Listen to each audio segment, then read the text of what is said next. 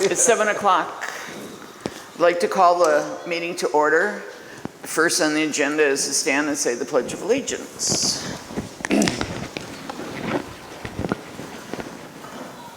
I pledge allegiance to the flag of the United States of America and to the republic for which it stands, one nation, under God, indivisible, with liberty and justice for all.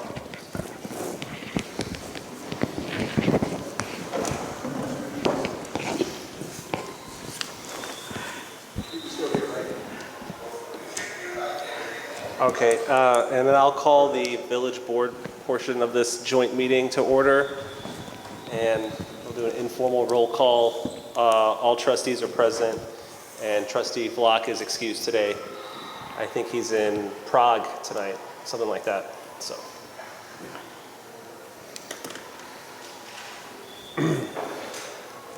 you want to? You can go ahead and start with the first agenda. Well, the purpose of this meeting was just to sort of make sure everyone knows everyone, and I'm glad that most people kind of shook hands over there and said hi to some of the new trustees and maybe old trustees that haven't met some of the school board members. Actually, the way things were going a couple weeks ago with the water crisis, I was actually thinking, well, this meeting is kind of nicely timed to be almost a victory lap for both of our organizations, getting through that. But we'll work our way down here. The first item is the review of district finances and referendum commitments.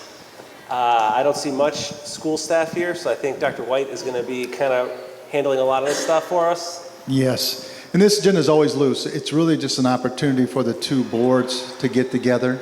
Like Adam talked about, building that strong relationship with each other, sort of understanding what is in the future for both the school district and the village, to make sure that we're working in tandem and not working against each other. Certainly trying to understand what the financial needs of both entities are, so that we're not going to referendum same time you guys are trying to go to a referendum and all those kind of things. As far as review of district finances, our finances are in pretty good shape. We're in the year 2 of the referendum that was passed last year. Last year, that will be next year, the 26-27 school year. The board will be passing its budget and approving its levy at the end of October. We don't have our official third Friday count, which will come this Friday. So in the state of Wisconsin, you base your enrollment on that third Friday attendance. And you can also go and, as long as the kids were here but right before the attendance or after, then you can count them. Again, our budget is based on the number of in-district students attending public school. So when we look at our enrollment, if a student attends here at Williams Bay and lives in the community, that counts. If they live in Williams Bay and go to Badger High School, that counts as a part of our enrollment. If they go to Faith Christian, that doesn't count. So they have to attend a public high school. They could even be attending virtually the virtual school in McFarland. But as long as they're enrolled in a Wisconsin public school, that counts toward our enrollment. That's our biggest budget component. We do generate some revenue from a positive open enrollment in. So we've always brought in more kids from outside the district than we have go out. But again, that number tends to fluctuate for the most part. But we've always been pretty high on the plus side of that. So that's the biggest thing, is what that enrollment will be. Once that enrollment number is set, then we'll finalize the budget, and again, the board will approve that. We're anticipating a slight increase to the levy. We do not believe it will have much of an impact on it won't have any impact on the levy rate. The levy rate will still go down. What it does to people's eventual tax bill, one year we increased our levy significantly, even though the levy rate was going down, and that really impacted people's tax bills. So that was not a desired effect. So we certainly don't want to see people's tax bills go up greatly from the school's side. But we certainly also need to make sure that the board levies an amount that meets the financial needs of the district. So we do anticipate some going up. I don't know if we'll taxed to the full amount based on the levy. We did not last year. The last 4 out of 5 years, we've had the exact same levy amount. So for us to run a budget the same 4 out of 5 years, and that 5th year was to do defeasance, pay off more of our debt sooner. So we really have operated with a stagnant budget over the last 4 years, 5 years. So I just don't anticipate that continuing this year. So, but we have pretty much kept the promises we made to our constituents during the referendum process. We've addressed our low pay scale. We really try to take care of our younger employees and help them get to a livable wage much more quickly. We feel that at least allow us to retain our employees for a 5 to 10 year span. Used to be when we talked about employee retention, we were talking 25, 30 years. Now you keep people from about 5 to 7 years. That's about the length of keeping people. So we feel like by addressing some of that early pay for some of our younger employees who are making $43,000, $45,000 to try to get them closer to that livable wage, which is right around $55,000, was highly critical in those first 5 years of employment.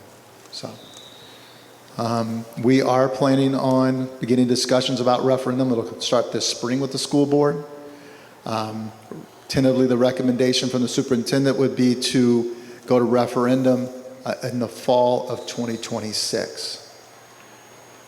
That way, if it does not pass in the fall of 26, we still have a spring election to come back with a revised question with the hopes of having a referendum in place beginning for the 27-28 school year. If we do not do that and do not pass a referendum, then we will see significant budget impact on the district and have to make significant cuts to our budget. So, and again, if you look at the state funding formula, we're in decline in enrollment, and the per pupil does nothing for our district. So when we talk about the Scott Walker $300 and some dollars, that usually generates about $10,000 for this district in new revenues. So it really doesn't do anything for us. So we will be reliant upon referendums unless something significantly changes with the state budget process. So that's our update. All right. Thank you, Dr. White. Board, was there any questions on any of that for?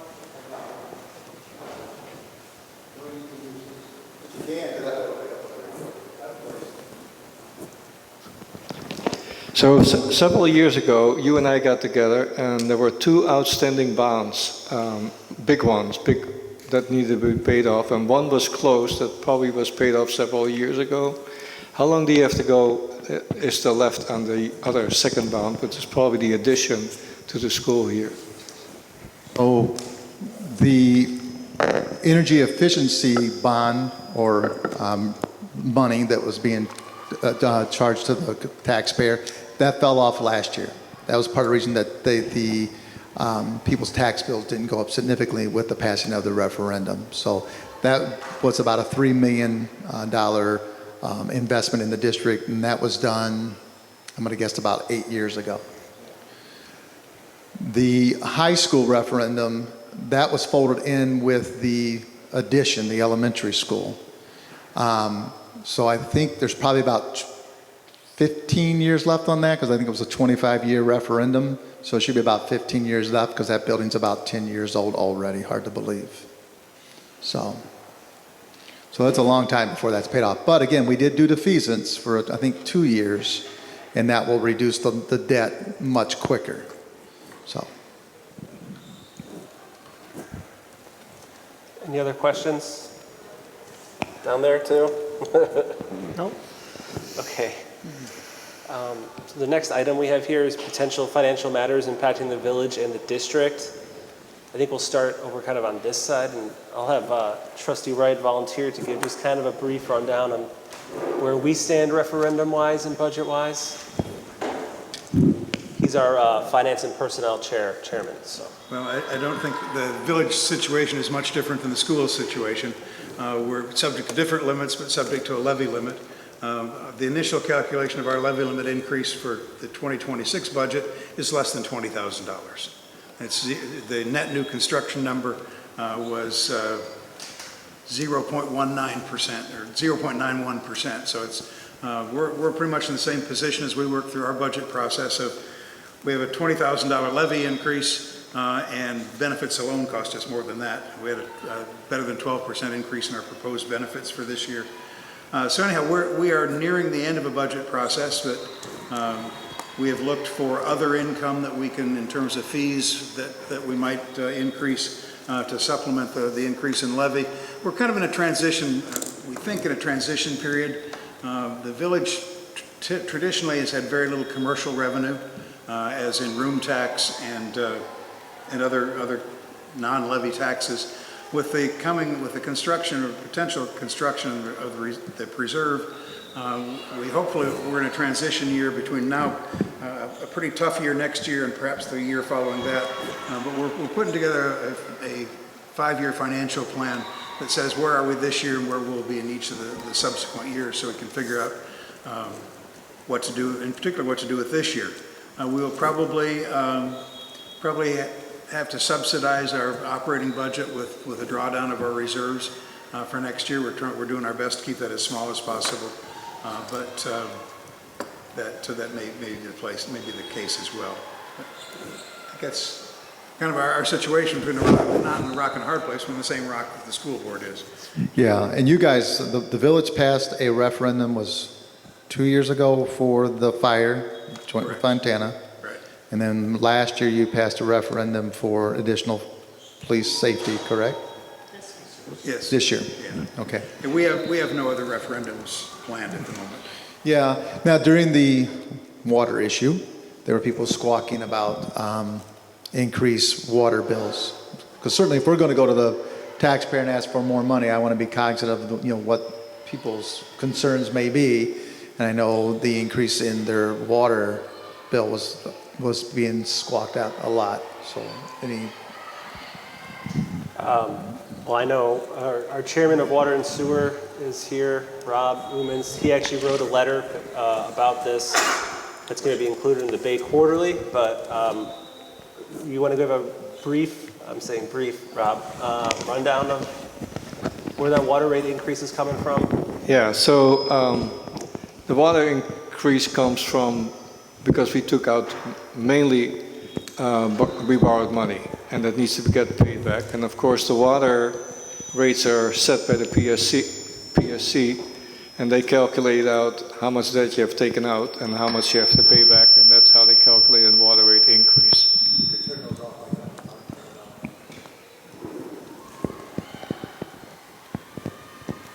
So we're not totally done yet with it, but it seems like the water rate increase that still needs to be approved, that officially needs to be approved by the village board, will be sufficient so we don't have to dip into any reserves or anything. It's a long process. But on the other hand, that was one thing, but then also we had the real estate, the market value thing that we did. And I don't know if you know, but we have gotten, usually the Board of Review gets 0 people or 1 or 2 maybe.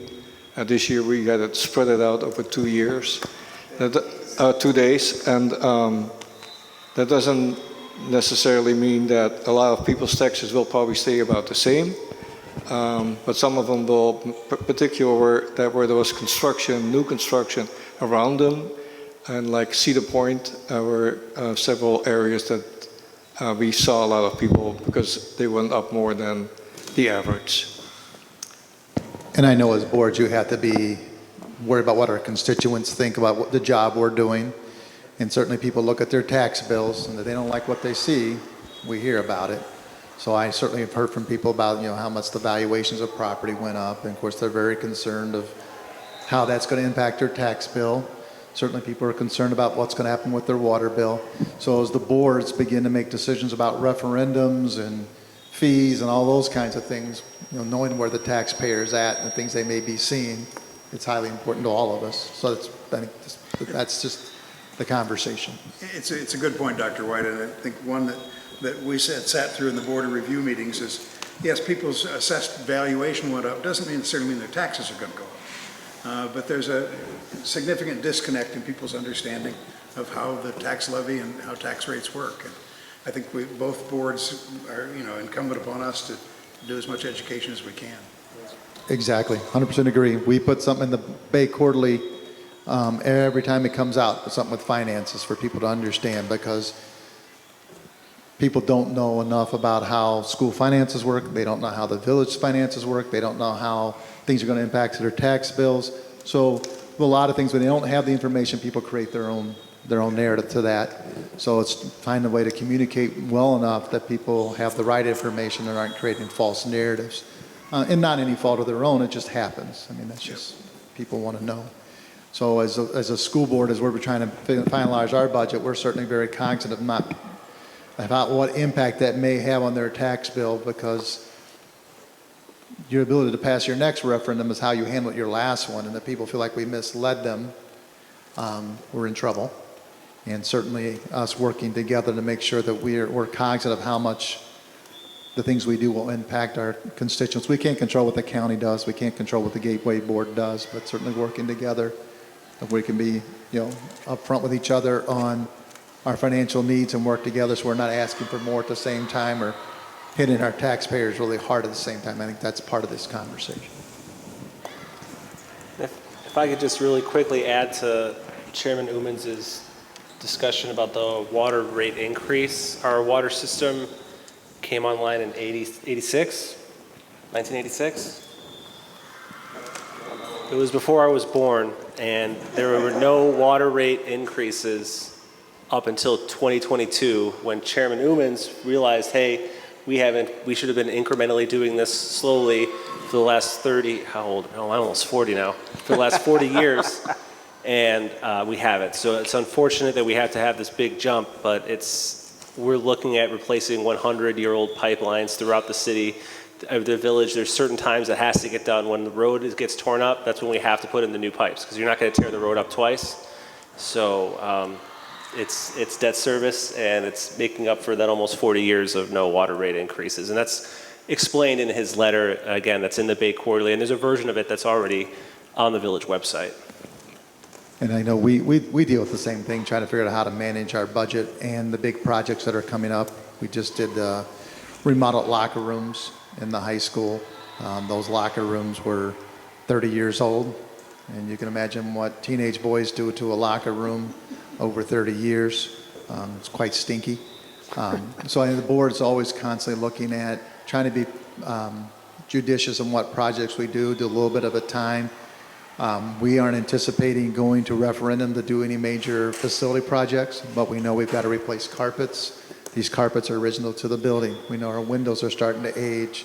So we're one big malfunction from having to go to referendum for that. So certainly understanding what we know is coming and what we don't know is a conversation to have. You guys have anything you want to add? I do. We have talked and have set dates for communication with the community throughout this year. I think it's maybe about 5 different months, Dr. White, where we set up a time either in the morning or in the evening to meet with the community, to answer any questions they might have, to give them information that we have, going forward toward the fall of 26 for possible next referendum. Yeah, we're doing, basically we're calling them superintendent listening sessions. We're going to do one, I believe it's October 8th.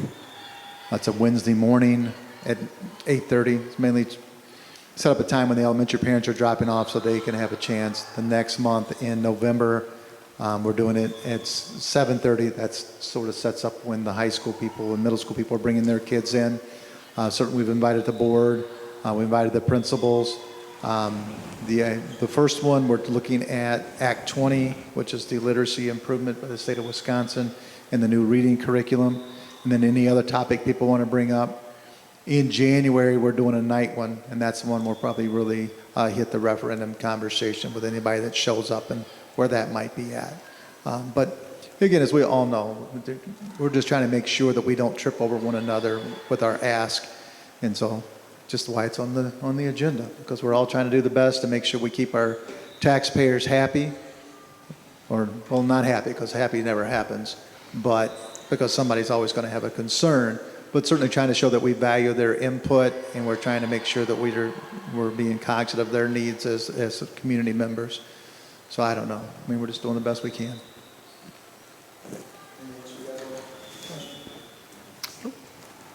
Oh, I guess so. Questions about finances from anyone? I think they're pretty worn out from budgeting the last couple weeks, so.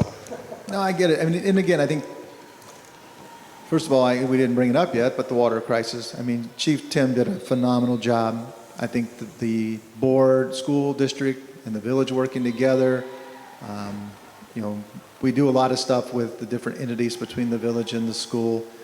We've got Boo in the Bay coming up, and Emily's running that for the most part, her and Ryan. School district works with them, PD works with it.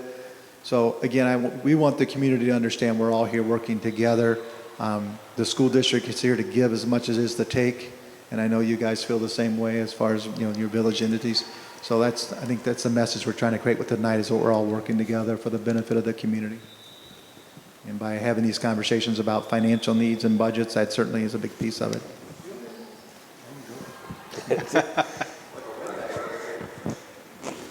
What's that, Jack? The two referendums on the EMTs and then also the police, are those recurring, or is that a term where they have to go back to referendum, or they just, they go on forever? So he's asking the two referendums, the EMT and the police, do those go in perpetuity, or do they have a time limit to them? They will be inadequate at some point in time. Yeah, and that's most of the in perpetuity referendums. Now, the school resource officer runs in perpetuity as well, so that's another referendum question that was answered positively, and will keep going forever. So they both go in perpetuity, Jack. Okay. Yeah, Trustee Humans? Okay, I have a remark, actually, something. So we look at the preserve in a way as it's a light at the end of the tunnel.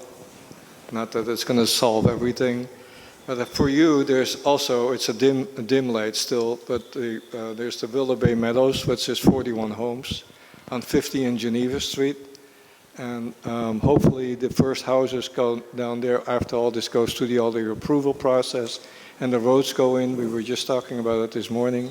Could be as soon as 27 or 28 if this goes forward, which I expect that will happen.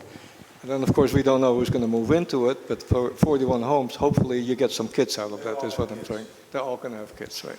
Sanetlo? And I have a question. Then is there not a difference between if somebody is a resident of Williams Bay, the amount that you get from the state, versus they come to the school but they actually they don't live in Williams Bay, that is a reduced amount? Correct. So that could help you out if several kids move in there, that would help you out. If kids move into any part of the district and attend public school, it helps us. So right now, I think we get, I'm throwing a number out, so don't quote me, around 12 to 14,000 per kid. So if they live in Williams Bay and attend Williams Bay School District, the district gets about $12,000 to $14,000 per pupil. If a student lives in Williams Bay and goes to Lake Geneva, we have to write them a check. I believe this year it's right around 9,000 something. We keep the rest of it though. So again, but if a kid's coming from Lake Geneva, we only get that 9,000 something. So we'd much prefer to have them be in district. That's where the benefit is.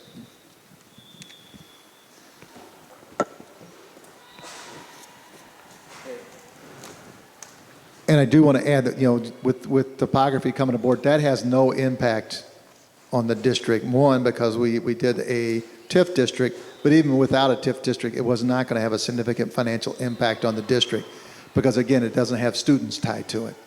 It might drive the levy rate down a little bit, and it was going to be pretty insignificant. So, again, the TIF district being in place certainly had no negative or positive impact on the school districts. I just want to say that publicly. Yeah. So, sorry, couldn't help you more on that one, but it helped the village a lot. Or it will, assuming it gets. Well, and then if you have to ask, don't go out and have to ask for money, then gives us the ability to, you know, to have a better chance for us to pass a referendum when taxpayers aren't getting hit from 4 entities for increases. All right, so if there's no other questions on finances, future finances, we can move to the school district playground plan. Dr. White? Yeah, I briefly presented this to the village board a month ago, 3 weeks ago. I don't know. It was a while ago. We are looking to build 2 playgrounds. One's an elementary playground for 3 and 4-year-olds over next to where the current elementary playground is. If you go out there with any little kids, you'd see that it's really difficult for 3 and 4-year-olds to play on the current equipment because it was designed really for kids 5 to about 11 years old.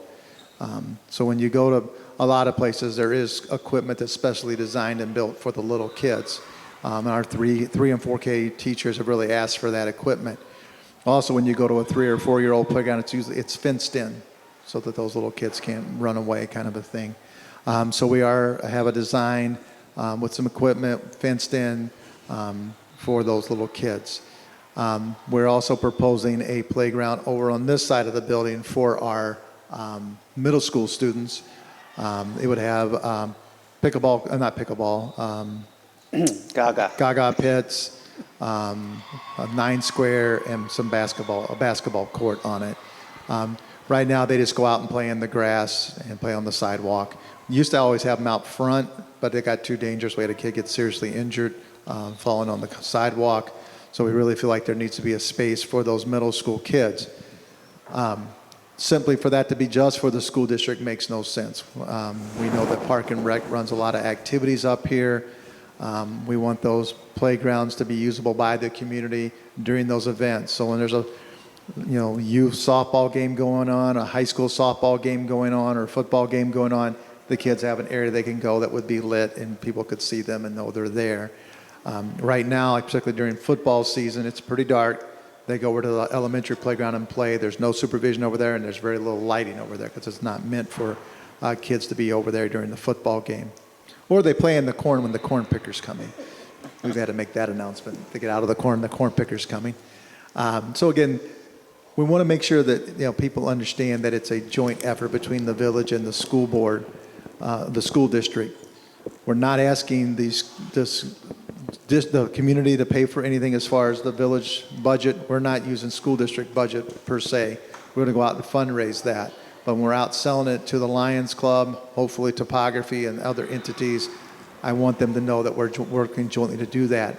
The third component of the play area is a pavilion, so they can do outside classroom activities under the pavilion, and also in working with Ryan Knope that they can use for park and rec activities during the summer too. So certainly we're going to promote that as a joint effort between Park and Rec, the school district, and essentially the village. So I want to make sure that's really clear and give you guys a chance to ask questions about that, because we certainly didn't give you a chance to ask questions the night I came to the village board. But that is the vision we're trying to sell. Anyone have any questions about those plans? I am hoping to get on a Lions Club agenda here shortly. Actually, Jack and I were communicating today. I got to get a hold of Lion Prez to get on the agenda, and then as soon as they make a decision what they're going to do, then we'll go to Liam to see what because he's purported that he loves supporting playgrounds, so we're going to give him a shot, and then we will go out to the larger public and start seeing what we can, fundraise.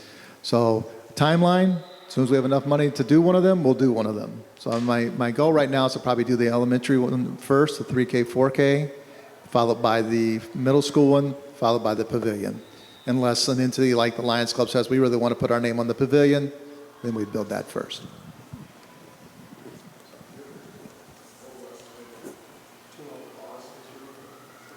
I did not bring it with me, but we're going to say right around 185.